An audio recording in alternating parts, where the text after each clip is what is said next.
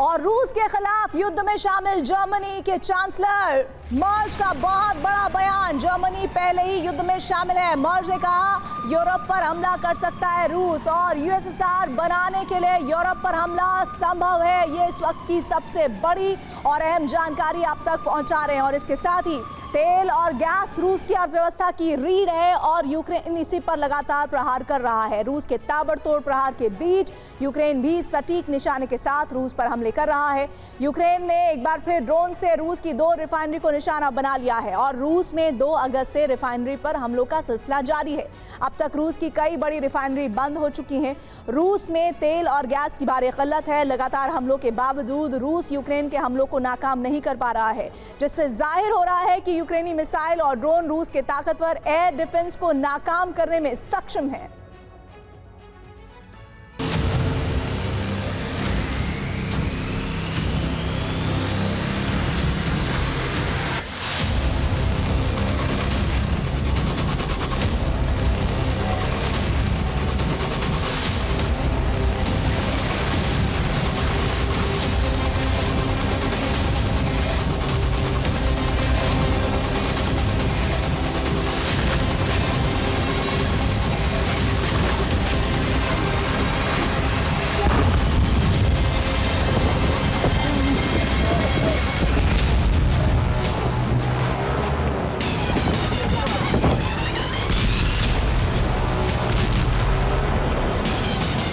ऐसा धमाका जैसे 100 किलो का बम विस्फोट हुआ हो।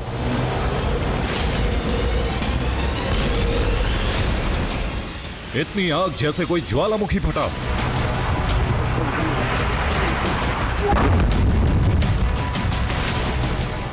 रूस से आ रही भयावह तस्वीरों का यह सिलसिला जारी है।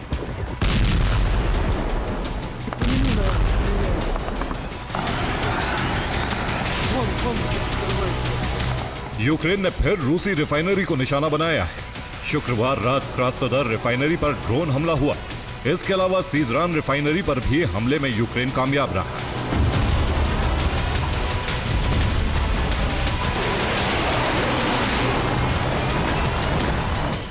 दुनिया हैरान है, जिस देश के पास S-400 जैसा एयर डिफेंस है, वहां यूक्रेन लगातार इतने हमले करने में कामयाब हो रहा है।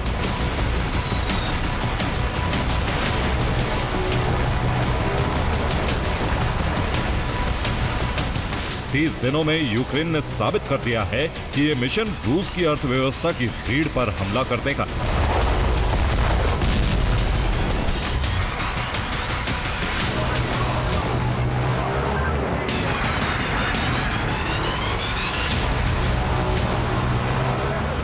क्रास्नोदर रिफाइनरी रूस की बहुत पुरानी रिफाइनरी है।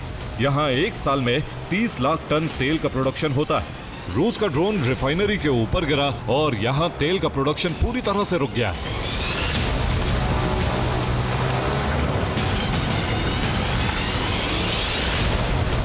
आग की लपटों से अंदाजा हो रहा है कि यहां मौजूद तेल का भंडार पूरी तरह से जल गया और यहां की मशीनें भी आग में बर्बाद हो गई।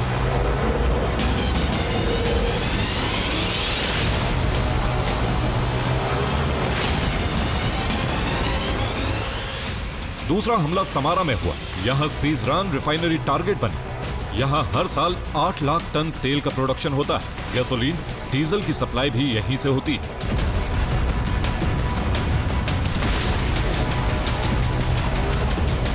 समारा और क्रास्नोदर में इससे पहले भी हमला हुआ था, लेकिन सतर्क होने के बावजूद रूस की सेना यूक्रेनी हमलों को नाकाम नहीं कर सकी।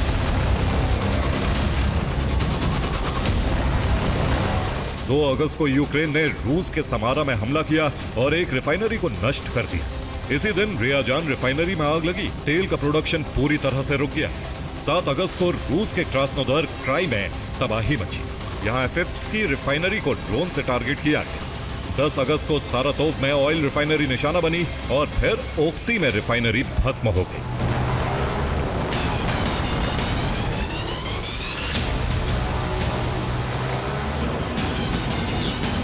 यूक्रेन रूस के तेल व्यापार को पूरी तरह से खत्म करने की ठान चुका है। रूस ने कभी सोचा भी नहीं था कि तेल ठिकानों को नष्ट करने के इस मिशन में यूक्रेन इतनी बड़ी कामयाबी हासिल कर लेगा।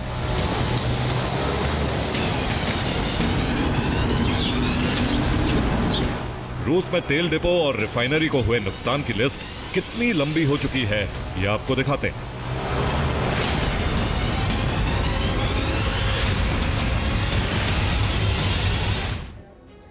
यूक्रेन ने रूस की 80% रिफाइनरी को निशाना बनाने की कोशिश की है। रोस्तोव रिफाइनरी पर हमला हो चुका है और इसके बाद रोसनेफ्ट रिफाइनरी पर हमले हुए हैं।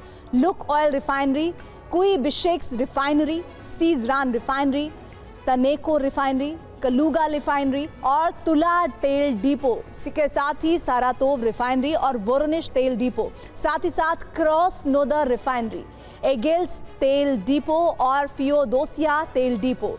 इनके अलावा उल्त लुगा प्लांट और समारा तेल डिपो। इनके अलावा और कौन कौन सी रिफाइनरी हैं, आइए आपको बताते हैं और विस्तार से आगे। प्रोलेतार्स रिफाइनरी भी इसमें शामिल है, कलाच ना दानू रिफाइनरी भी शामिल है। ओमस्क रिफाइनरी को यूक्रेन अब तक टारगेट बना चुका है। इनमें से कई रिफाइनरियों में काम पूरी तरह से बंद है।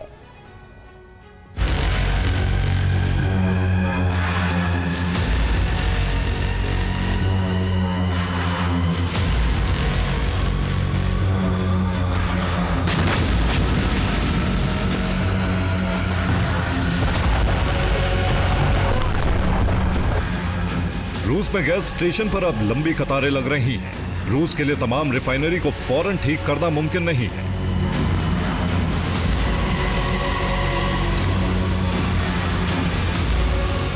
Centre for research on energy and clean air की एक रिपोर्ट के अनुसार सिर्फ जुलाई 2025 में ही यूरोप ने टर्क स्ट्रीम पाइपलाइन के जरिए रूस से हर दिन 51.5 मिलियन क्यूबिक मीटर गैस आयात की, जो जून की तुलना में काफी ज्यादा है।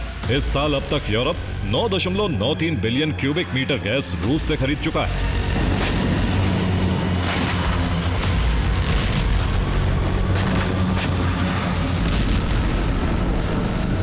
यूरोप ज़ेलेंस्की के साथ है, हथियारों की सप्लाई कर रहा है और रूस में रिफाइनरी पर हो रहे हमलों से यूरोप में भी गैस और तेल की किल्लत हो सकती है।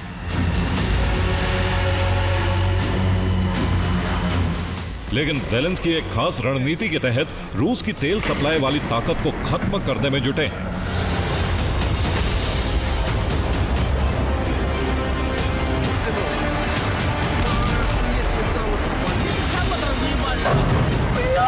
यूरोपीय संघ ने 2022 से अब तक रूस से 212 अरब यूरो की गैस खरीदी। रूस ईयू को आज भी उर्वरकों का सबसे बड़ा सप्लायर। ईयू एलएनजी खपत का लगभग 5वां हिस्सा रूस से खरीदता है।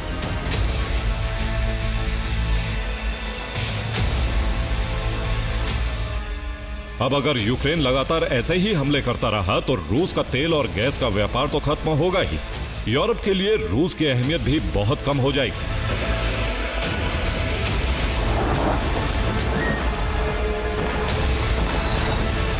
एक्सपर्ट्स के मुताबिक ज़ेलेंस्की भी यही चाहते हैं। यूरोप को अब गैस और तेल के लिए दूसरे विकल्पों पर विचार करना होगा।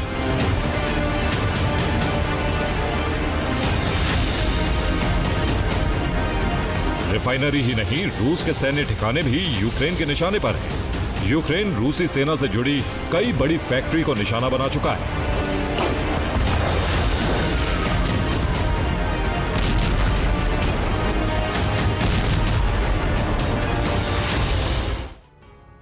और रिफाइनरीज के अलावा यूक्रेन कजान में एयरक्राफ्ट प्लांट पर भी हमला हो चुका है और रूस के तंबोव में यूक्रेन बारूद फैक्ट्री को ड्रोन से नष्ट कर चुका था। ब्रियांस्क में भी यूक्रेन केमिकल प्लांट को निशाना बना चुका है। दूजबा पाइपलाइन पर यूक्रेन 2 बार अटैक कर चुका है।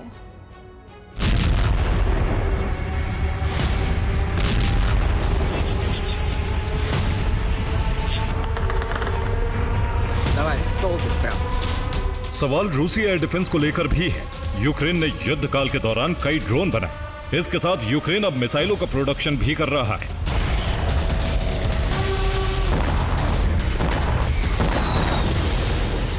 वॉर एक्सपर्ट्स के मुताबिक यूक्रेनी ड्रोन और मिसाइल रूसी एयर डिफेंस को मात देने में सक्षम है।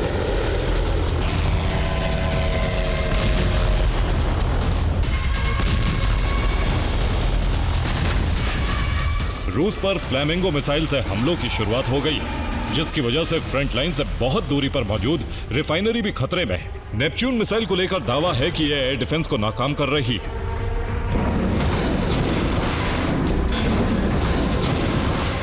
यूक्रेन पर रूस भी ताबड़तोड़ हमले कर रहा है, लेकिन यूक्रेन रूसी अर्थव्यवस्था को नुकसान पहुंचाकर रूसी सेना को कमजोर करने की कोशिश कर रहा है।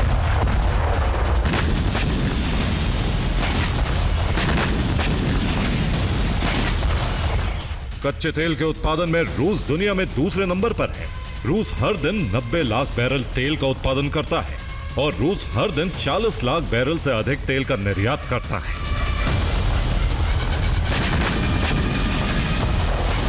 अब आपको तेल से रूस की कमाई का अंदाजा हो गया होगा। रूस युद्ध के बाद से कई प्रतिबंधों का सामना कर रहा है।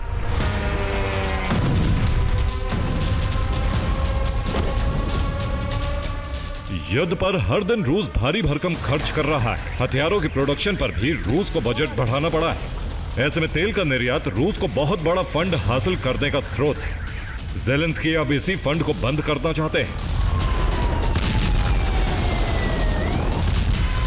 ताकि युद्ध रूस के लिए भी बोझ बन जाए। Bureau report, TV9 Bharatvarsh.